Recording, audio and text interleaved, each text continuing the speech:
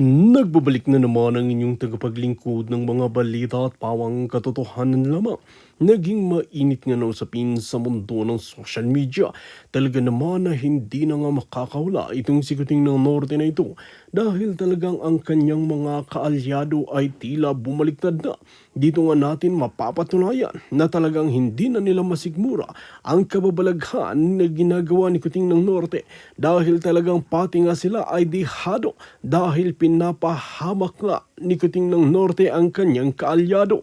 Ayon nga sa mga bumaliktad na talagang nagbigay na rin ng statement sa otoridad ay talagang hindi na nila mapigilan at hindi na nilang maitago. Ayon nga sa kanila ay handa nilang harapin ang mga kaparusahan na mapapataw sa kanila dahil alam nila na hindi tama ang kanilang ginagawa at talagang nagkasala sila sa 4 na taon na nakaupo si Kuting ng Norte.